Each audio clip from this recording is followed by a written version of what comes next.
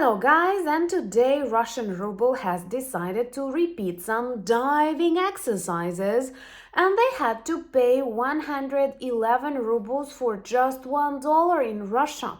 Putin says it's all because of the New Year preparations. Well, maybe if he is talking about the preparations for the collapse of the Russian economy in 2025. If you have people in your environment who still believe that Russia is strong, that Russia is invincible, typically these are people who live really far away from Russia and have never been to that country. So please advise those people to sell all of their dollars and euros and to get more rubles.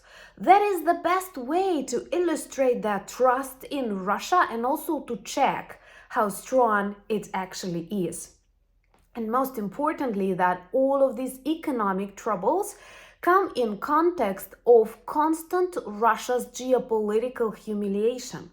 First, their blitzkrieg in Ukraine failed, then they had to escape from Syria, and right now the president of Azerbaijan illustrated his total disrespect to Putin in the recent interview.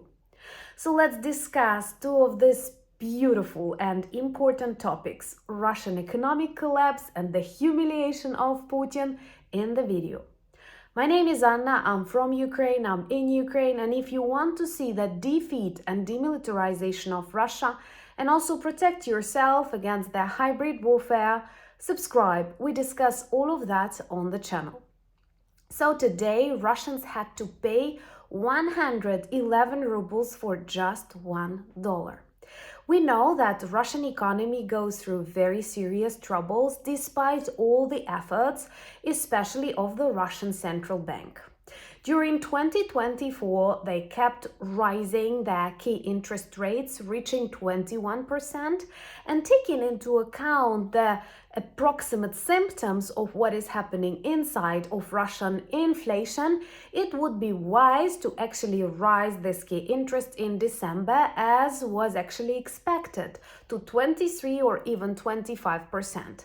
But Putin banned that, and actually there are lots of jokes about the head of Russian central bank, Nibulina, who is afraid of open windows, does not drink tea, and had to accept Putin's economic vision without taking the important measures. And that might be actually one of the reasons why we saw this beautiful jump down of Russian ruble today. Even its quite negative rates right now, they are totally artificially controlled inside the economy that is collapsing because of high inflation, because of very high key interest rates, and most importantly, to solve the problem, Russia tries to repeat the Soviet experiment, making it more and more centralized. But war economy, and especially economy of the war of the 21st century, demands competitive and very innovative market, which is impossible if everything is controlled by himself, Kremlin gobbling Putin. And to fight that darkness, we can actually support a very beautiful initiative of United 24 and return light to the Ukrainian schools. 112 Ukrainian schools participate in the project, and United 24 platform is raising money to get electric generators to these schools so that Ukrainian children can return back to their classes. I will leave a link to this initiative. Please support it if you feel like doing miracles, especially in this festive season. And I think it is actually one of the most beautiful initiatives that we can support. Many Ukrainian children cannot go to schools because of the destroyed infrastructure or simply because they don't have electricity there. And returning light to their classrooms, you actually return them back to normal school life. And I'm sure many of you remember how important this period of our life is. It's about friendship, it's about first love, it's about making memories, making fun, learning, becoming a personality, and we can do it. So please check the link and support. That is a great New Year present for all of the Ukrainians. Same as the collapsing ruble. Subscribe to the channel to get more updates. And please share these videos on your social media platforms. Sanctions are working, we can clearly see that. And I pray for sanctions to continue working in 2025. And honestly, right now, during these 3 years of war, Russia tried to find various solutions for the restrictions, and it seems like the resources are drying out. And what is also interesting, Russia's economic support China, which is definitely one of the main reasons why the Kremlin is still capable of continuing the war, is afraid of backing up Russia to the fullest in this economic front, because China has its own economic problems and they actually do not want to sacrifice their profit. They have like 18% unemployment rate among the youth in China. They are losing a lot of money, once again, also because of Russia. And it seems like they can actually abandon them.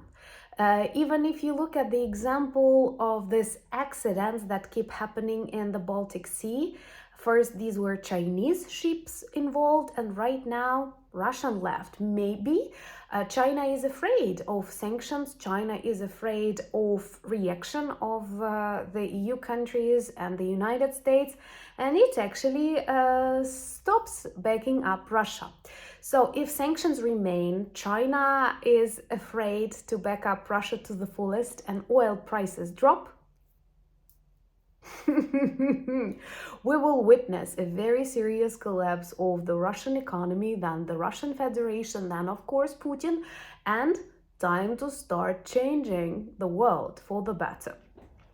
And this is the moment when I also want to express my gratitude to the people of the United States that influence their politicians to support Ukraine. We've received another great support to, and I don't want to say it in money, 2.5 billion and then frozen Russian assets and so on, because we don't need money, we need ammo, we need ammunition, we need missiles, we need systems to defend Ukrainian skies, we need javelins, and that is what this money will be spent on. So it's not money, it's the instruments first to defend Ukrainian lives and then hopefully to defeat the evil. Because actually it's much cheaper to defeat and demilitarize Russia than to keep protecting all the world from that direct or hybrid warfare during the next centuries, I think it's better to invest in some serious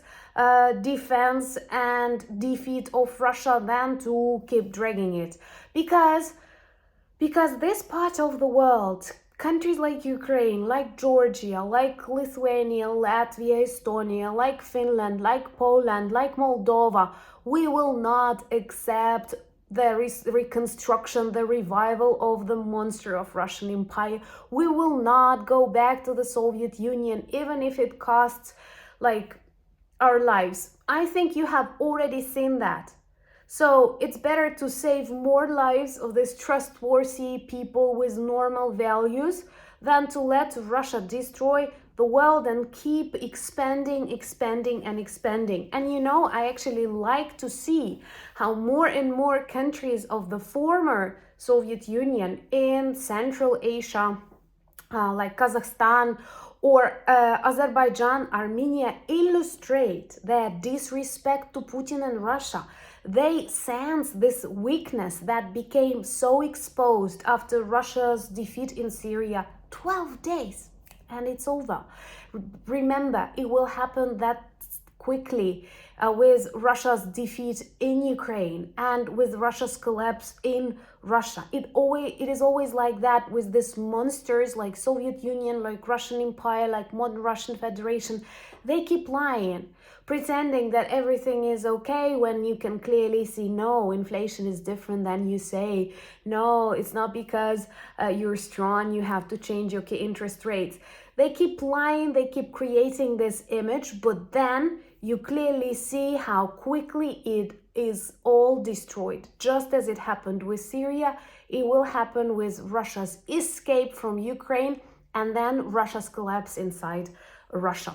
And Azerbaijan president did not accept Putin's fake, not even apologies, but some comments about a big crime against civilians, shooting down a civilian aircraft of Azerbaijani Airlines, but what is worse, not letting them land in the nearby airport, hoping that this airplane will collapse in the Caspian Sea, destroying all the evidence of Russian crime. They did not want to save people. They did not want to speak openly about what happened, pay the money, I don't know, express their feelings and say they are sorry. No, they pretended everything is fine because Russia and Putin are the bosses.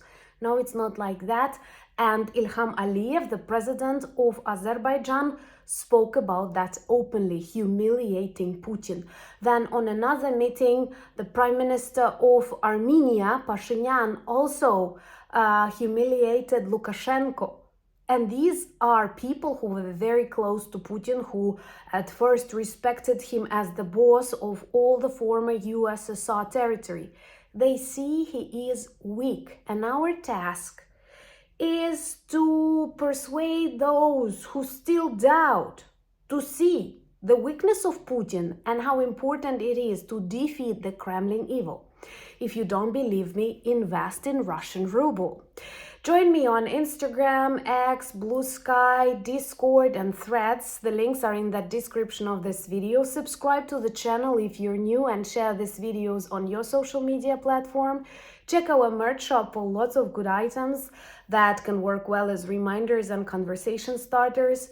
Remember to check and potentially support this beautiful United 24 initiative and read 10 lights to Ukrainian schools. And most importantly, thank you for standing with Ukraine. Thank you for persuading your politicians, for speaking with those who doubt. Thank you for making us stronger. We are very grateful in Ukraine. Thank you for buying me coffees, becoming my patrons and sponsors of the channel. But, most importantly, thank you for standing with Ukraine. I love you. Slava Ukraini!